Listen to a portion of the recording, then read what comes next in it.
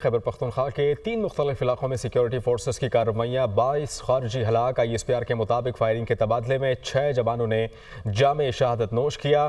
टांग के इलाके गुल-इमाम में खुफिया इतला पर ऑपरेशन हुआ, 9 खारजी हलाक, 6 जख्मी हुए।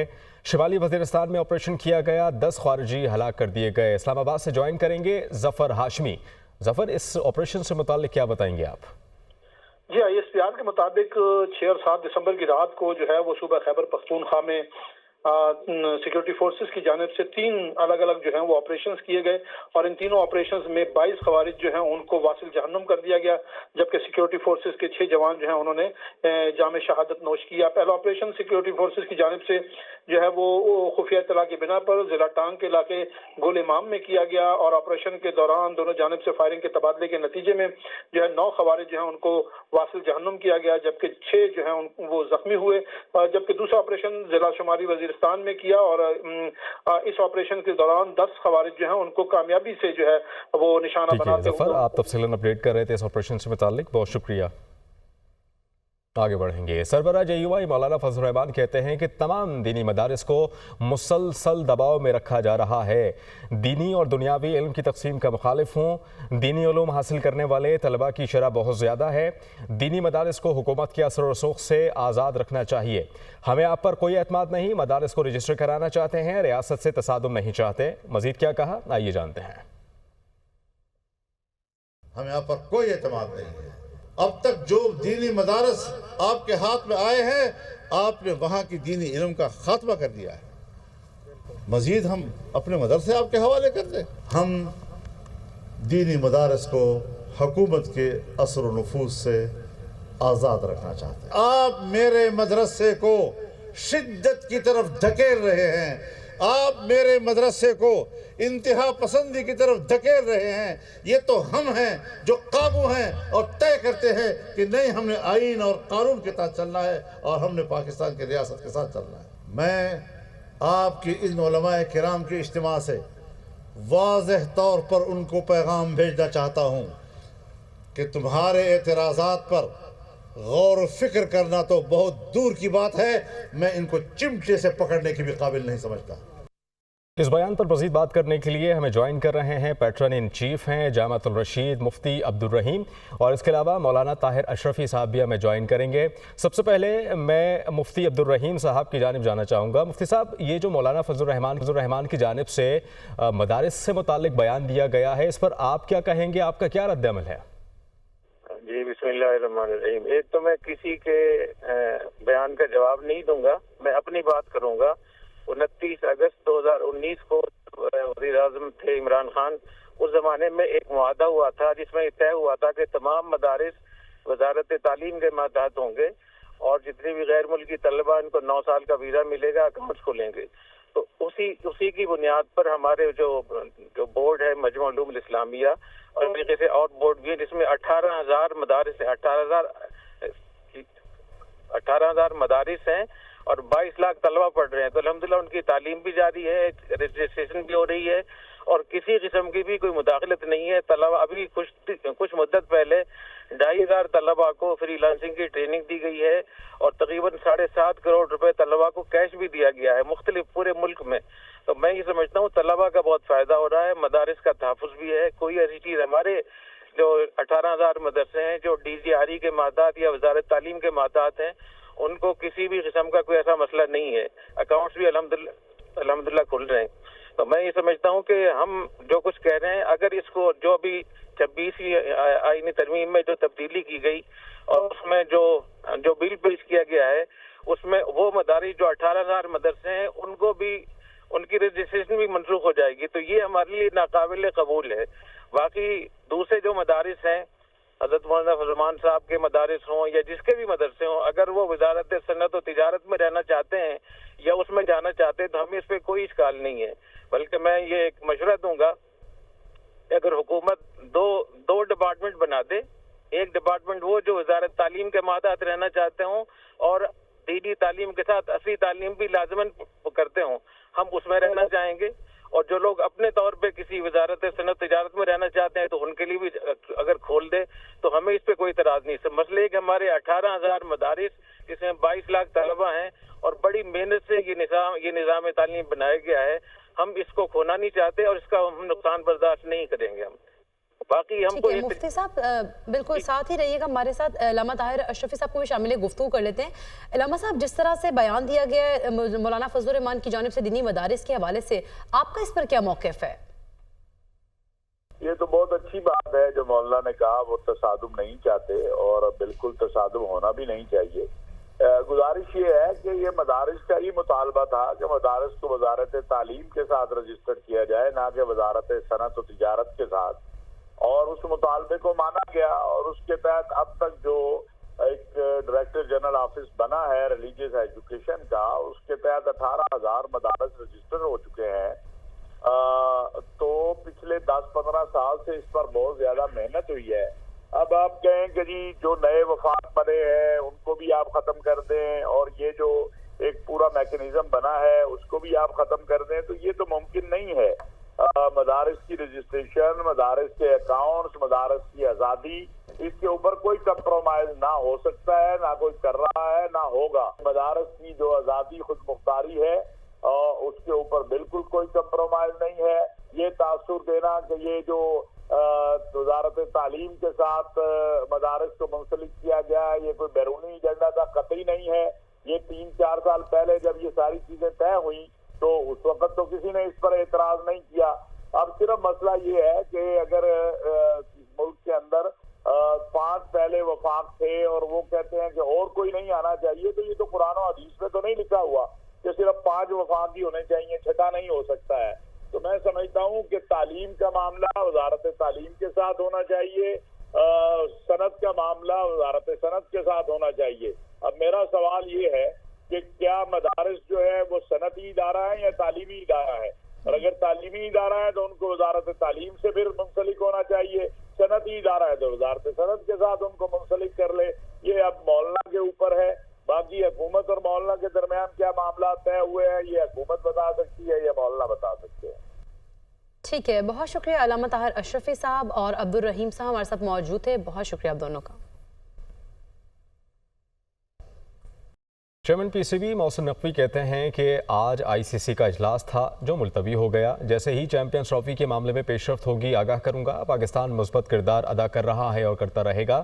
انہوں نے لاہور میں میڈیا سے گفتگو کے دوران مزید یہ بھی کہا کہ پورے پاکستان میں جہاں گراؤنڈ ہیں ان کی حالت بہتر کی جائے گی. ملک میں ڈومیسٹک کرکٹ بہتر کریں گے. آج میٹنگ تھی، ابھی وہ پوسٹ پون ہو گئی ہے. جیسے ہی میٹنگ میں فائنلائز ہوں گی چیزیں فوری طور پہ آپ کو بتا دی جائیں گی. قوم کو مایوس نہیں کریں گے. Pakistan throughout positive role play کر رہا ہے اور کرتا رہے گا. پورے پاکستان میں انشاءاللہ تعالی جو ہمارے گراؤنڈز ہیں ان کی حالت بہت بہتر حالت میں ملے گی. ہم اب ہر شہر میں یہ ہمارا فوکس ہے کہ ہمیں گراؤنڈز کی اویلیبلٹی ہمیں ہر صورت کرانی ہے. ڈومیسٹک سٹرکچر میں ہم نے ہر چیز کو امپاور کرنا ہے جو ڈومیسٹک لیول پہ نیچے لیول پہ ہمیں اچھا پلیئر دے گی.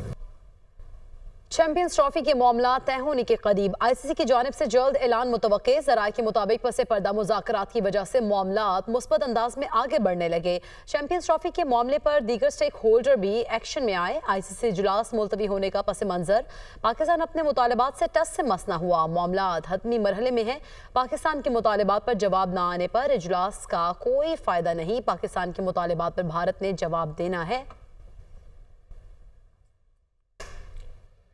وزیر اعظم شہباز شریف نے ہفتہ وار مہنگائی کی شرح 3.57% پر آنے پر قوم کو مبارکباد دیتے ہوئے کہا کہ 4 اکتوبر 2018 کے بعد آج پرائس انڈیکس کم ترین سطح پر ریکارڈ کیا گیا. عوام سے کیے گئے ہر وعدے پر قائم ہوں. عوام کی مشکلات کے ازالے کے لیے دن رات کا عہد کیا تھا، جبکہ روزگار کی فراہمی، ملکی صنعتی ترقی اور غیر ملکی سرمایہ کاری میں مزید اضافے کے لیے اقدامات کر رہے ہیں. ملک معاشی استحکام کے بعد ترقی کی جانب تیزی سے گامزن ہے. انہوں نے یہ بھی کہا کہ پاکستان کی ترقی و خوشحالی کے لیے ہماری سیاسی قربانیاں رائے گاہ نہیں گئیں.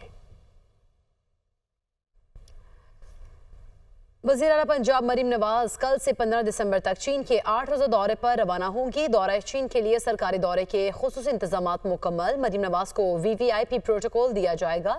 मरीम नवाज चीन के हुक्मरान जमात की दावत पर चीन का दौरा करने वाली पहली खातून वज़ीर आला होंगी। चीन के हुक्मरान कम्युनिस्ट पार्टी के डिपार्टमेंट ऑफ सेंट्रल कमेटी की तरफ से दावतनामा दिया गया। वज़ीर आला पंजाब मरीम नवाज बीजिंग, शंघाई और ग्वांगडोंग के दौरे करेंगी। CPC की खुसूसी दावत पर वज़ीर आला पंजाब के हमरा आला सतह वफ़द भी चीन जाएगा। चीन के हुक्मरान जमात और पाकिस्तान मुस्लिम लीग नून में बाहमी ताउन बढ़ाने की ख्वाहिश का भी इजहार किया गया।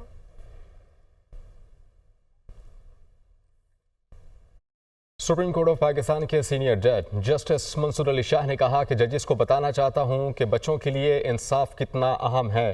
बदकिस्मती से कमरा अदालत में बच्चों को सुना नहीं जाता। मजलूम बच्चों की आवाज़ सुने बगैर इंसाफ की फराहमी मुमकिन नहीं। मैं अगर आईनी बेंच में नहीं हूं मगर हम आपको सुनेंगे। चाइल्ड कोड बनाना मुश्किल नहीं है, हमें इस पर काम करना चाहिए। जस्टिस मंसूर अली शाह बच्चों के हुकूक से मुतालिक सेमिनार से खिताब कर रहे थे। Voice of the Child reminds us that justice is incomplete without listening to those it serves. Judges sitting here, we don't really listen to children. हमारी अदालत में बच्चा पेश होता है, माँ बाप से ही पूछ लेते हैं, अच्छा क्या करना है जी, क्या होना है, and as if this is a commodity standing on the side. वगैरह करेंगे, हम उससे इंटरेक्ट नहीं करते बच्चे से. Listen to children, and I'm sorry to the children कि नहीं होता, लेकिन होगा आज के बाद. That we need to take child courts in the country. Judiciary का टेस्ट क्या है कि हम बच्चों को कैसे ट्रीट करते हैं. We need to understand special children need to be cared and looked after. Child marriage is another issue.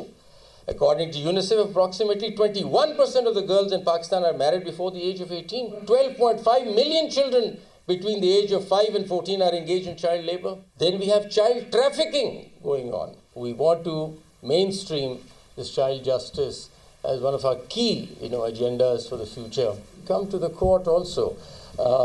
I don't personally sit on a constitutional bench, but my brother does, and he could really take up these matters, you see, under 184(3), or you can go to the High Court.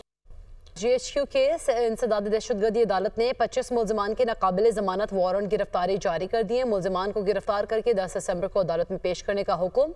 CPO Rawalpindi ने मुलजमान की गिरफ्तारी के लिए खुसूसी teams भी तश्कील दे दी हैं। अली अमीन Gandapur, Shahryar Afridi, Zuheb Afridi, Umar Tanveer but और दीगर के वारंट जारी। जैन कुरैशी, कंवल शोज़ब, अजीम उल्लाह खान, शिबली फराज की वारंट गिरफ्तारी भी जारी है। इसी पर बात करेंगे। अहमद भट्टी हमारे साथ मौजूद हैं। जी अहमद भट्टी, आगाह कीजिएगा, मजीद कौन से मुलजमान इसमें शामिल हैं?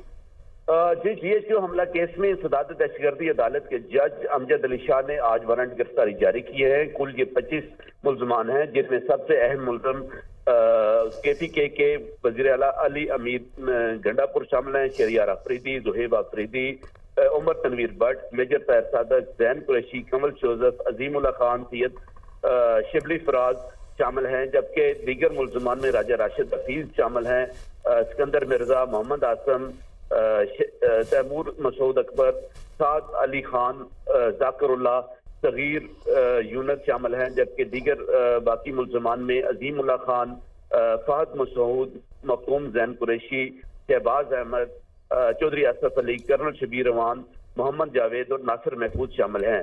अदालत ने ठीक है, बहुत शुक्रिया अहमद भट्टी, आप हमें आगाह कर रहे थे। जबकि सोशल मीडिया पर शरंगेजी फैलाने वालों के खिलाफ एक्शन शुरू। रियासत और इदारों के खिलाफ प्रोपेगंडे में मुलविस मजीद 13 अफराद के खिलाफ मुकदमा दर्ज। मुलजमान में सलीम अख्तर, सलमान नासिर, साजिद हुसैन, मोहम्मद खालिद खुर्शीद, आसिम अयूब और बाबर मुजफ्फर और दीगर शामिल हैं। मुलजमान का ताल्लुक गुजरावाला, सियालकोट, गुजरात, लिया, रहीम यार खान, मुजफ्फरगढ़, बाहवल नगर, गिलगित, गजर और जोब से है। इससे पहले भी 19 मुलजमान के खिलाफ मुकदमा दर्ज किए जा चुके हैं। मुलजमान के खिलाफ सख्त कानूनी कार्रवाई अमल में लाई जा रही है। वज़ीर ख़ज़ाना मोहम्मद औरंगज़ेब ने कहा है कि सरकारी इदारे यौमिया 2.2 अरब रुपए का नुकसान कर रहे हैं। एहतजाज की वजह से 190 मिलियन रुपए का नुकसान रोज़ होता है। मुश्किल सियासी सूरत हाल के बावजूद गैर मुल्की सरमायाकार पाकिस्तान आ रहे हैं। हुकूमत की मुफीद पॉलिसीज़ की बदौलत मईशत मुस्तहकम हो रही है। SOEs का जो ड्रैग है इस मुल्क पे 2.2 बिलियन रुपए पर डे के इन्वेस्टर आ रहे हैं मेरे भाई, ठीक है ना। अभी गनवर की इन्वेस्टमेंट आई है, अभी अरामको की इन्वेस्टमेंट आई है। ये वो सारी चीज़ें हैं जो 4-5 महीने में आ गई हैं। आपकी जो बात है वो अपनी जगह बिल्कुल दुरुस्त है कि political stability is an important component. ये जो धरने वगैरह होते हैं उसका मैं ऑलरेडी आपको बता चुका हूँ Forget about investment. 190 बिलियन रुपए का loss every single day. Government will only provide policy framework, policy continuity. जो इन्फ्लेशन नीचे आई है, ठीक है, उसके इंटरेस्ट रेट और वो जो शरह सूद है वो नीचे आ रही है, उसका कंपनियों को फ़ायदा हो रहा है, लेकिन आम आदमी के लिए अगर हमने इंशाल्लाह इस इकॉनमी को 5, 6, 7% की ग्रोथ की तरफ लेके जाना, it has to be export led growth. तो वो भी आज मेरी दरख्वास्त थी, जितने यहाँ मल्टीनेशनल कंपनीज़ हैं, सेल्स टैक्स, इनकम टैक्स, ये सारी लीकेजेस हम रोक रहे हैं. इस वक्त हम रोक रहे हैं थ्रू द डिजिटलाइजेशन प्रोसेस. किसी को कुछ ना किया जाए, लेकिन उनको बताया जाए कि जो आप बता रहे हैं ये तो आपका बिजनेस मॉडल ही नहीं चल सकता इस तरह. तो हम ये लीकेज को रोक के और ब्रॉडन करके, that's how we will do that.